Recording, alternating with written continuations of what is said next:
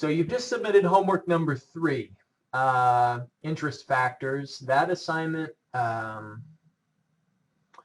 was due before class started, and the grader will begin working on that immediately. And as a reminder, the grader provides comments in addition to just the score. And there's a text box where the grader can provide comments. And so if you think that the grader has made a mistake in grading your work, then send me an email and I'll take a second look at it. This homework 4 is a long one. There's 10 problems there. And so I guess I should say it's long in number, but not necessarily long in the amount of time it will take you, because it's largely focusing on using Microsoft Excel. And you can set questions up really quickly in Excel. And especially if you work through these in-class exercises and then save the Excel file that we create. So if you save a template, then you can modify and refer back to that template for the homework and then get through the homework quickly. Now you have the ability to have the lowest 2 grades of the semester dropped. And what I hope you don't do is just decide to skip 2 assignments entirely, because that wouldn't hurt your homework average if you do that, but it's really going to hurt your understanding of the material. So what I'm saying is, don't look at this 10-question assignment and say, I'll just skip this because I'll just take the drop on this assignment. It would really be shooting yourself in the foot, because this is kind of a foundational assignment where you're going to be learning how to use Excel. So if you don't bother to complete this, then you're going to struggle with Excel for the whole rest of the semester. And of course, you won't do as well on exam 1 as you otherwise would have if you just buckle down and finish the 10-problem assignment. So that's due before class on Monday the 21st. I will take my my laptop home with me over the weekend, so if you have questions as you're working on this, I'll do my best to respond to them. I won't, though, be referring to the chat area of Microsoft Teams, and so if you need to get a hold of me, send me an email. That's a much better way than chatting on Teams. All right, so today we're going to talk about spreadsheet functions.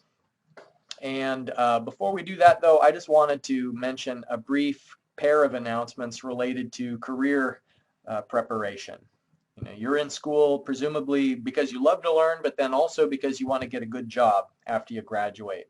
And so the Office of Career Education has a number of events each year where they work with students to get them ready for internships, preparing resumes, basically learning how to set up a professional network and how to interact with potential employers.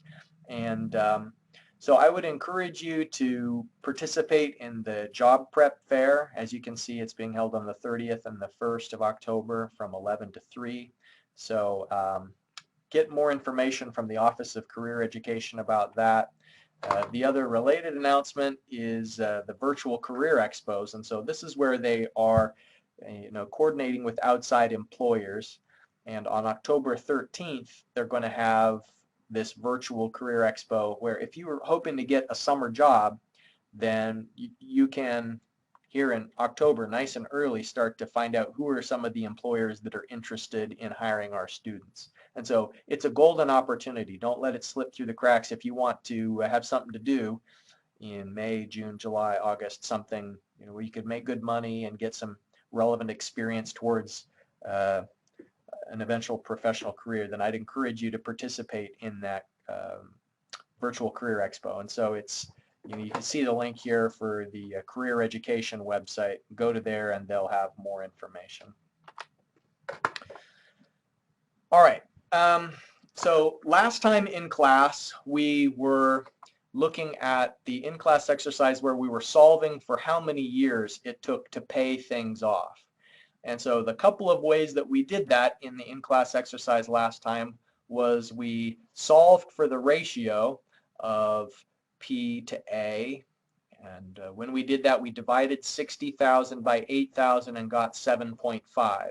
And so one of the methods that we looked for the break-even point is where in the P/A column is 7.5. And so it was between 14 and 15 years. And we verified that with Excel when we went through the process of calculating the cumulative unrecovered investment, that that last column to the right, where we were looking at the present value of each year, but then also the cumulative present value.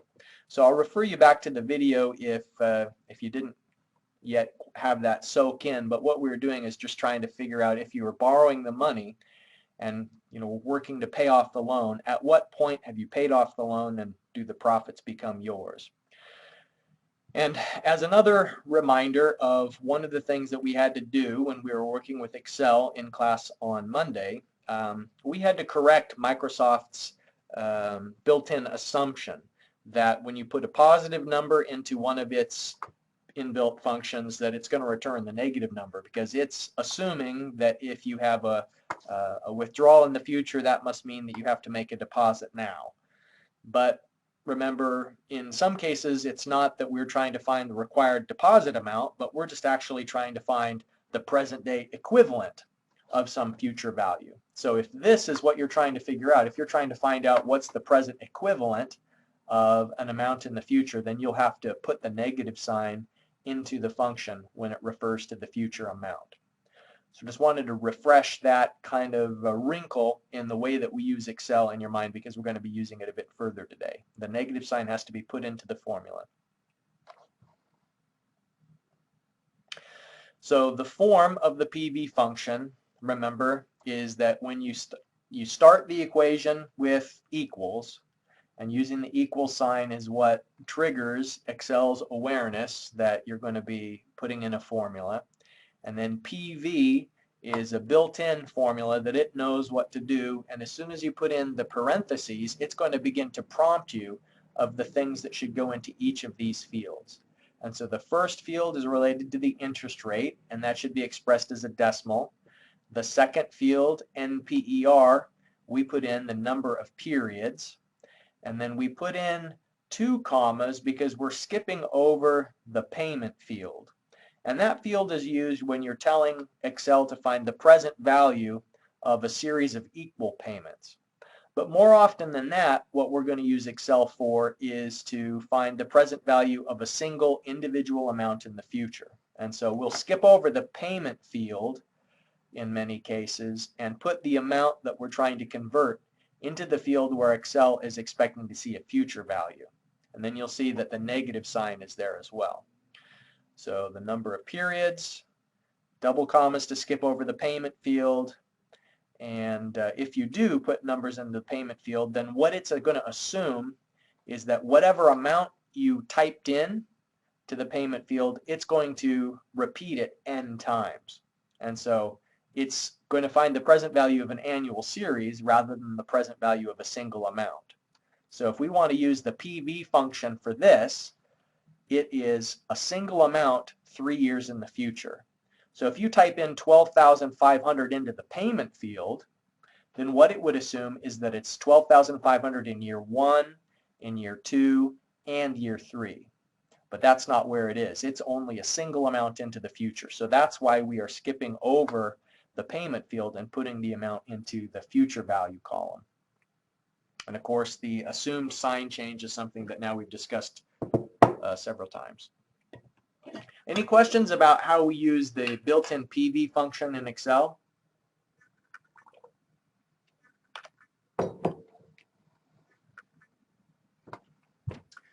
All right. So I have a question. Go ahead. So this formula, we'd only be using it in Excel, correct? That's right. Okay. Because of the commas and stuff. Is there? Okay. Just as a side note, there are similar equations that are built into like Google Sheets. You know, that's a web-based spreadsheet that Google makes available. But that's just, I mean, Excel is the best thing to use. So what was the second part of your question? I was just saying, just for understanding for this class, we just have to worry about using it in Excel. Right. Okay. All right. Okay, so here's what we're going to do today. In the in-class exercise, we have this complicated cash flow diagram. Now, we could find the present value of it by hand in a series of steps, but let's solve this, setting it up as a cash flow table in Excel. And so we're going to discount all of these future amounts to the present. And even though this is an annual series of 12,500 every year, we're going to treat each one of these amounts just as an individual future value in the year that it occurs. So you're going to set up a spreadsheet from scratch, and it will have the following column titles. It will have year in the first column, the amount in the next column, and what amount means is the amount that's actually listed for the year in question. And then the third column, PV of amount, is where you're going to be finding the present equivalent. And so you'll use the equals PV function for that. So first solve it with the PV function, and then together we're going to look at this additional tool that's called NPV. Now remember that we also need to have at the top of the spreadsheet a couple of extra rows so that you can type in the interest rate. Rather than typing the interest rate into the formula for PV, instead of that you should have it referring to the location where the interest rate is typed. And so if I just start things off here to give you a sense for what that template should maybe look like. When we're starting the spreadsheet, we should have I equals, and then here type in our interest rate of 0.07, and then below that is where we will put year, amount, and PV of amount. So what you should do is translate this cash flow diagram into a cash flow table. And then let's find the overall present value. So in other words, how much is it worth as a single amount today in year 0 in order to have these future amounts that are projected in the cash flow diagram. Okay, so I'm going to pause for a moment so you can start translating the cash flow diagram into a cash flow table, and then use the PV function to find out the present equivalent for each year, and then of course we sum the PV column to find the total present value. All right, so let me pause for now, and in 3 or 4 minutes I'll start putting the equation, I'll start doing the solution, and you can keep working or watching as the case may be. So the fast way to put the years in is to start with 0 and 1, and once you've got the pattern established that each row is just going to increase by 1, if you highlight two of them, and then you can click and drag the thicker green corner at the bottom as many as you need. So that's a little bit faster than just typing them each individually. You first Awesome, have to thank give it 0, 1, because if you did like 0, 2, then it would increase it by 2s. It's going to detect whatever the pattern is, but we just want it to be increasing by 1, so then you can drag down through the 16 years.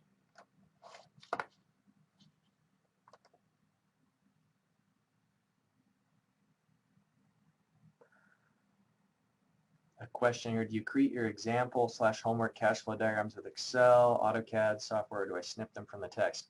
I make these with PowerPoint. Yeah, I use PowerPoint to make these cash flow diagrams.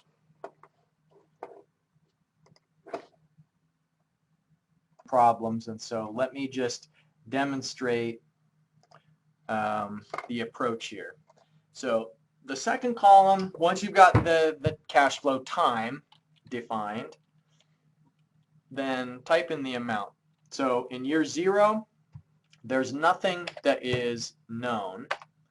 So we do have this dashed line, that's what we're solving for. We're going to discount all of these future amounts from the future to the present, but there wasn't already a given known amount at time 0. So just put 0 for the amount. And there's also nothing at year 1.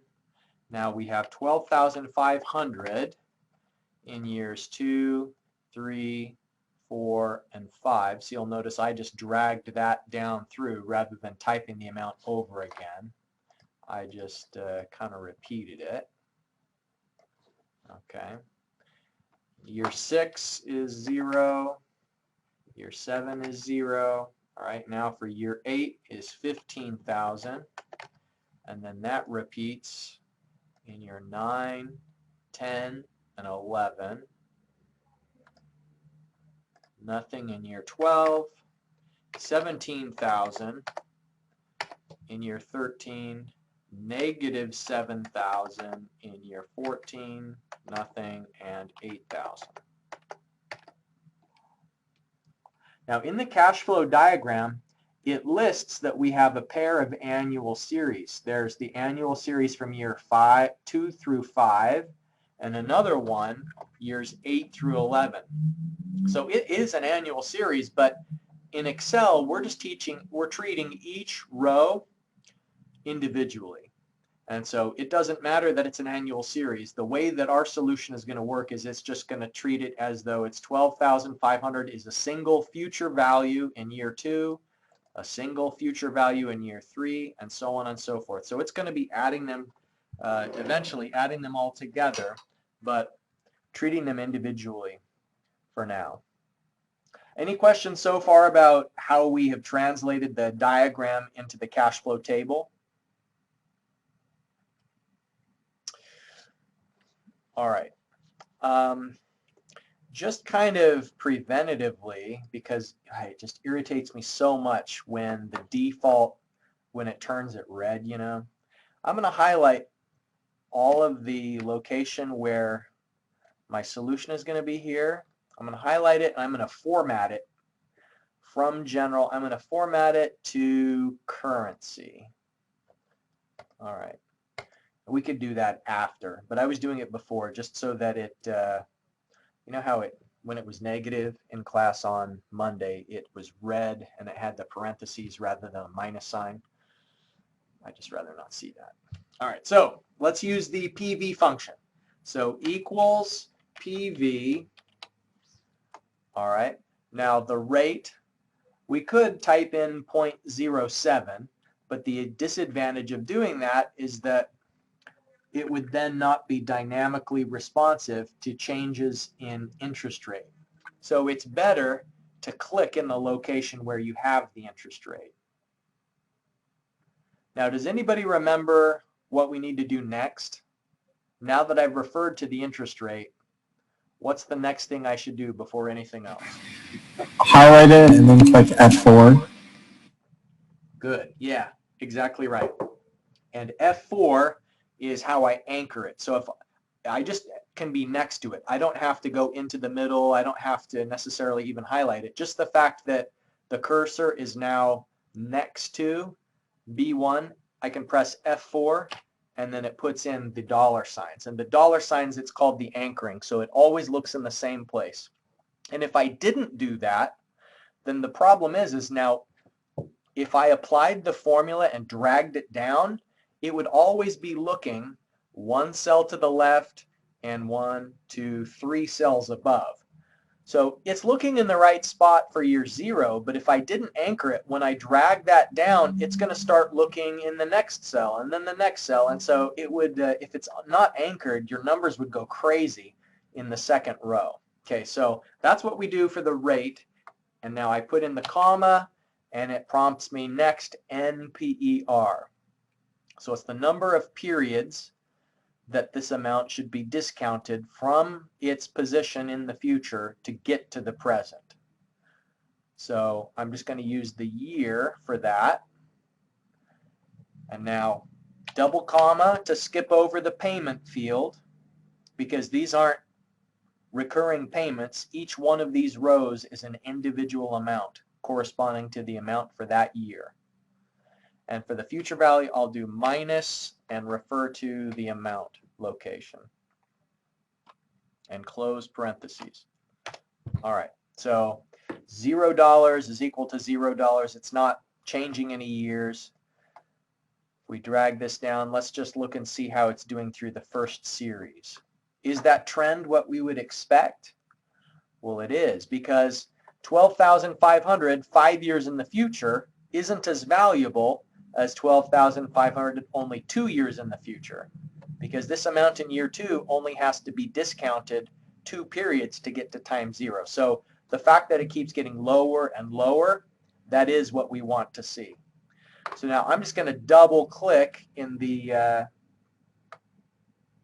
green section there, lower right. If I double click it, it will apply the formula down through the rest of the series. Before I go any further, are there any questions on what I've done so far? Okay, I'm going to type total just as a reminder that, what goes in the cell, and maybe a little note.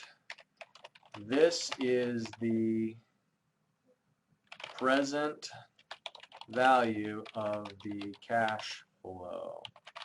All right, so now I'll do equals, and then sum is the equation, and everything in that range will be included together in the sum function that I'm going to do. And so I can type enter. I don't even have to do the closed parentheses. That's just how good Excel is. Just type enter, and it says that the total value is $78,260.55. And that's accurate to the nearest penny, because Excel is using the built-in equation method. It's not using factor tables, it's using the equation method, and so that will be accurate to the nearest cent. So what that means is that you can either take the cash flow over time as it's shown, or a lump sum payment of $78,260, and it's economically equivalent if the interest rate that applies to you is 7%. So for example, if you're going to be taking the lump sum payment and investing it into an account that pays 7% return, then you can either do that or take the cash flow over time and it's equivalent. Is there anything that I need to demonstrate a second time?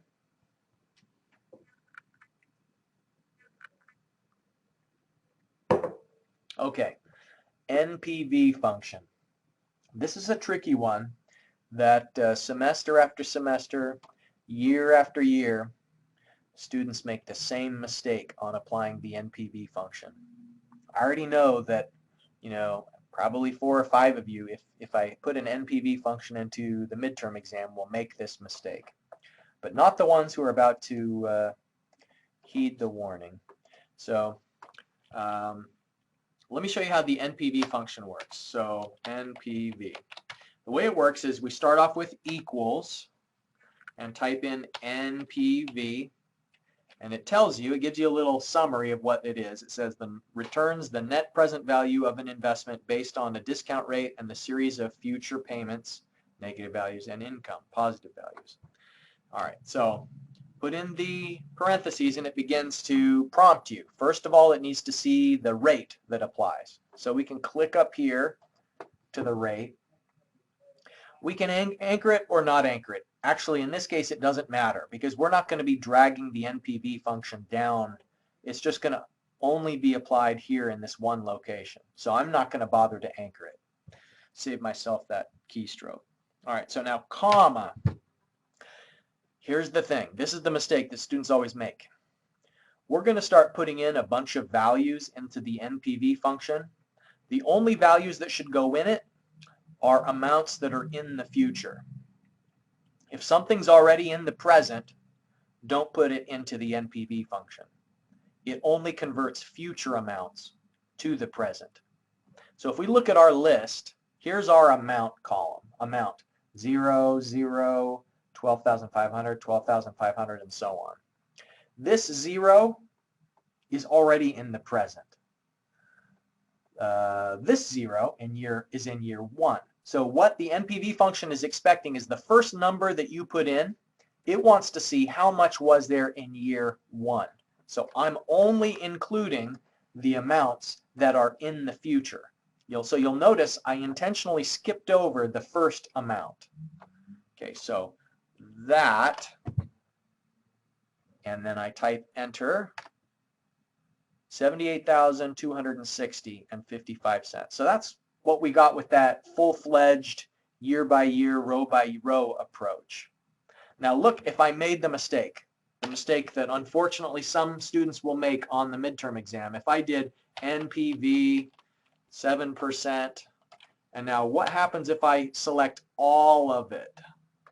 Well, now, since I did that, it's confused because it thinks, the first thing it sees, it thinks is year one, but it's not. That first 0 that I've highlighted actually belongs in year 0. It's not in year 1. So if I put in that and return it, it's going to give me the wrong amount. So the rule is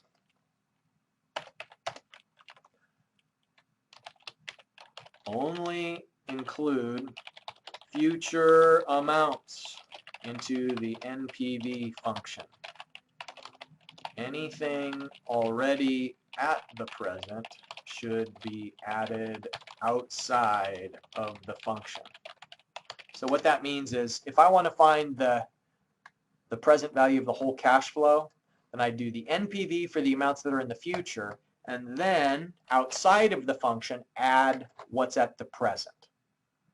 So plus what's already in the present. In this case, it's 0, so it doesn't change the function to add the 0 that's in the present. All right. Any questions before we move on from this one? Yeah. So basically for the MPV, all we have to know is just exclude basically the first, or the 0 year, like the first. That's right. Yep. Okay. And then we just go from like year 1 on. Exactly. Okay. You know the second most popular mistake on the NPV function? I told you the most popular mistake. Now I'll tell you the second most popular mistake. Sometimes I'll tell students, all right, do it both ways. And so then they'll say equals NPV. And so here's the second most popular mistake. They'll do the interest rate, and then they'd select these amounts. Well, let's say maybe they don't start. So what's going to be the issue with this? Well, would that be the future of the future? Exactly. They're kind of like double converting. You know, these amounts are already at the present. So don't make the mistake of taking amounts that are already the present equivalents. Only put in future amounts. These are present amounts. So put only the future amounts into there. All right. So let's move on to the next question on the in-class exercise here. Question 2. Solve for the future value. We haven't talked about the FV function, but we will. It's very similar to the PV function. So we've looked at NPV. So the FV function, the first cell is the interest rate. The second cell is the number of periods. We will do the double comma to skip over the payment field. The present values go in the fourth area, and we have to put the minus sign like we did before. So the big difference when we're using the FV function is NPER. So N is the number of years until the future. It's not the number of years until the present. So what I mean by that is that here in problem 2, what we're trying to do is we're trying to find out what is the future equivalent of this whole cash flow. So how many years does this $7,000 in year 14, how many years does it need to move to get to year 16? So this needs to be compounded 1, 2 years. So the NPER that we're going to use when we're converting this 7,000, we shouldn't put 14. It's in year 14, but it only needs to move 2 years to the future. And so then likewise, the NPER for the amount that's here, it needs to move 1, 2, 3 years. So we're going to have to add a secondary time column. And so here, what I suggest is let's set up our spreadsheet template this way. Let's have year, number of years until year 16, amount, and FV. So let's start another spreadsheet here. Let me just add a tab. By the way, save your work. You know, this could be a useful reference as you're working on the assignment that's due on Monday. So start a new tab and let me just copy, Control C, and paste. You can do a screenshot if you want to screenshot the cash flow diagrams into your Excel file. All right, so we've got I equals here, and what was the interest rate for this one? It says 8.5%, so 0.085. All right, and then the column headings that it says is years, years until year 16, amount, and FV. Okay, so years until year 16, amount, FV of amount. Now, if we need to make the columns a little wider, you just drag here at the border between C and D. So I'll do that. You can drag, or you can just double click at the border. So if I go right here and I just double click, then it will make it the right width. All right, so years, 0, 1, 2, and so on, down through 16. All right, so I'm going to pause for a moment and see if you can figure out how to use this future value function. I'm not sure why I started it here. Let me delete that extra column that I'd added in there. All right, find the future value. Let's see if anybody can get it.